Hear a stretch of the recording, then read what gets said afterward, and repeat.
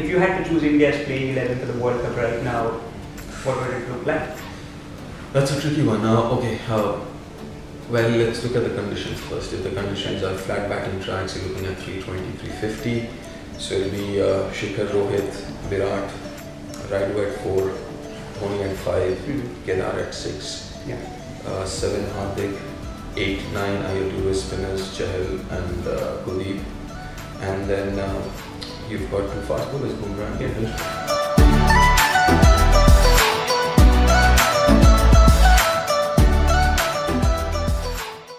The entire cricketing world is talking about Virat Kohli, the batsman. You know, we all know he's the run machine for the Indian team. But what do you make of Virat Kohli, the skipper? I think he's a good skipper. I think he's a good captain. If you look at the results, that just tells you how good he's been leading the side. And the performances have been brilliant. I mean, last 2-3 years, obviously the first half of his captaincy was predominantly at home.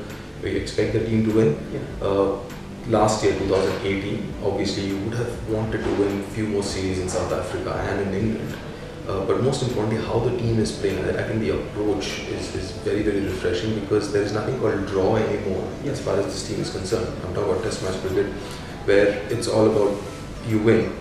You try to win in the process. Yes, you will lose some, but there are no half measures, and which is something that I really like. So either you win or you lose, and it's like, you know, you just bet everything that you have, and that's the approach. Like I said, I mean, you will lose some in the process, but in the long run, chances are you'll win more than you lose. Yeah, and it is this Kohli-led side which actually won a Test series as well as the ODI series in Australia. Yeah. So, do you feel it is the best Indian team ever? Well, I don't want to compare because the idea is you can't compare. You know, if you look at, cricket has changed so much over the last 30-40 years, ever since one day came in, that changed world cricket, and T20 changed world cricket. There's so much that has happened. The World Series changed world cricket. So I think it's very, very unfair to compare contemporary teams. So I can say this, that this is one of the best teams in the world right now. Recently, there has been a lot of debate about the Pandya-Rahul controversy. So, do you feel the ban which was handed over to them, was it justified or was the issue blown a bit out of proportion? How I see it is, what they did was wrong, because we can't forget. I mean, we all have our personal opinions about things, which is fine. But as cricketers, they're also role models. A lot of people follow them, so they need to be a little more careful what they say and how they behave, because they not just represent themselves, they also represent the whole fraternity. It's not just about them, they represent a fraternity which is admired, loved, followed, and not everyone subscribes to that thought process. So from that perspective, yes, they need to be more responsible, and I'm alright with the decision that was taken. And but my point is, it's time to move on. They've learned their lessons, both individually as well. I'm sure the amount of flack that they've got in media, and I'm sure in personal life as well. So I think it's time to move on, and I think it's a lesson learned for them and everyone else as well. Yeah, and do you think, is it the money and the fame which is involved in modern day cricket? Does it tend to carry away the players a bit? See, not really. There'll be very few. There are a lot of people, and especially when you talk about IPL, because suddenly a youngster comes in and makes a lot of money 1 year. But if you look at it, if you're not concentrating on the game itself, which is making that money for you, and on the fame and name and all that, then it's short-lived, and it's about 1 year, 2 year maximum. So you find a lot of the players coming in and they get a lot of money for 1 year, but if the money and fame gets to their head, this game has this habit of leveling people. And like all other sports, so does cricket. They level people down quite regularly. So I don't think so. I don't think so. See, the idea is we keep talking about money and all. Let's face it. Look at other sports as well. Right? I'm talking world-class sports here and world-class sports people here. Look at any other sport. I mean, you're looking at India. Obviously, it's a world-class team. The players are world-class. They're one of the best players in the world. So why not? Why not if they're making money? I mean, you have basketballers making money, you have baseball players making money, and because a lot of argument is cricket is not played by everyone, nor is baseball, nor is basketball. So I think that's I mean, when I look at that and when I hear that argument, I really don't believe too much about it because, like I said, if you're not serious about your game, if you don't realize that all that money and fame is because of what you do on the field and you're not focusing on it, you'll be found out soon. Yeah. And let us talk a bit about India's performance in limited overs cricket now. You know, over the last couple of years or so, if you see, there has been a lot of debate and scrutiny about Dhoni's batting, especially his ability to finish the games. Yeah. So, what do you make of it? See, I've said this before. I think he's a very, very important part of this team.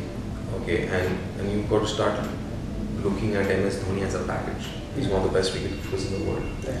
Obviously, you have the batsman in Dhoni, and then you have the leader in Dhoni. Yeah. You know, as somebody on the field, because of Dhoni being the leader that he is, you see Virat Kohli fielding it long on, long off, not close to the action itself. Yeah. And he can afford to do that because he has that trust in Dhoni that he will handle everything because he's closer there and his leadership qualities.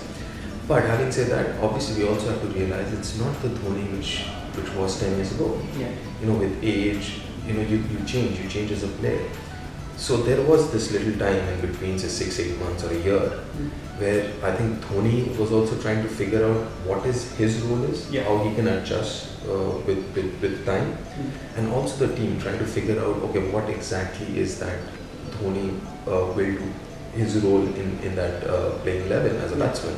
So I think they figured it out, and I've been saying this, and how I see it is he's the fulcrum in the middle order. Everyone rotates around him. He plans. He's the Zubin Mehta of the orchestra group, Yeah. of the symphony, and he manages the whole thing. He plans it. He executes it. But he needs also other players like Hardik, like Kedar. Yeah. You know, who he needs those kind of players to actually execute also. And as you said, this game has changed a bit over the years. So, taking into consideration all those things, where do you see him? I mean, where do you want to see him bat in the 11? I think number 5, how I see it, as I said, he's the fulcrum. Yeah. Everyone, the middle order rotates around him. So you have someone like Raidu at number 4, him at 5, then you have Hardik and Kedar. Because what he's going to do is, like I said, he's going to be there till the end. Yeah. So he'll get you, 50 of 45, 40 deliveries, or maybe 80 of 70 deliveries. But you also need someone like Hardik and Kedar who has the ability to score 20 of 10 balls. You just come in and hit big sixes and boundaries. So you need Hardik and Kedar like players to get those 10 ball 20 if required. Yeah. And again, he's going to be there till the end, trying to finish every game. But as of now, he needs players like that around him. Yeah, and with Dhoni playing the role behind the stumps, who is your pick as a specialist batsman for the World Cup? Karthik or Rishabh Pant? Oh, that's... see how I see it. If you look at the New Zealand series, Yeah. obviously Virat will come in, Bumrah will come in. And now if Bumrah comes in and Virat comes in, it's almost set. It is this playing, this 15 roughly speaking. Let's say Shubman Gill makes way for Virat, Bhuvi comes in, Bumrah comes in and you have to make way for him. But I don't see too many changes from this squad that is there in New Zealand. I think the squad which will be selected for Australia will be the squad which will go for the World Cup. Yeah. And if you had to choose India's playing 11 for the World Cup right now, what would it look like? That's a tricky one. Well, let's look at the conditions first. If the conditions are flat batting tracks, you're looking at 320, 350. So it'll be Shikhar, Rohit, Virat, Raidu at 4, Dhoni at 5, Kedar at 6, Yeah. 7 Hardik, 8, 9 Ayatollah spinners, Chahal and Kuldeep. And then you've got 2 fast bowlers, Bumrah and Bhuvneshwar. Okay. That looks a very formidable side. Yeah, I mean, the good part is they're all hitting form right now. Someone like Vijay Shankar is also doing very well.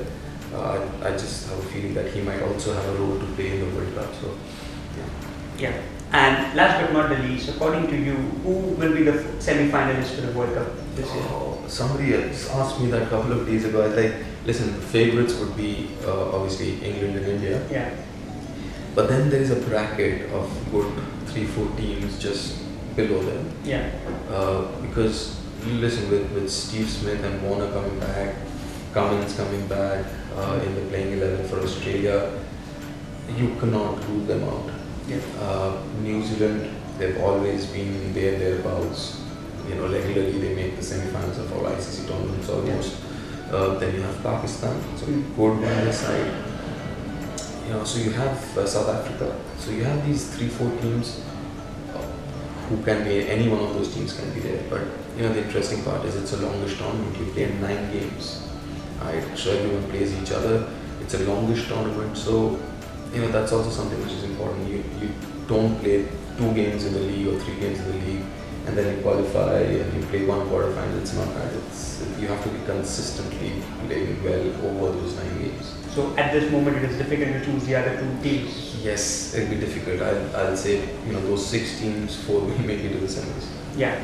Well, thank you so much, Deeksha, for joining us. And we have a small token of love for you from our side, from Wicket With Yash.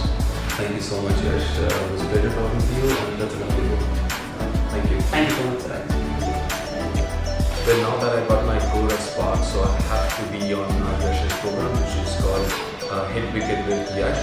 So catch me on his program, Hit Wicket with Yash, and subscribe to his YouTube channel and follow him on the various social media platforms. Yash Kashikar is his name, so follow him and catch him on his program.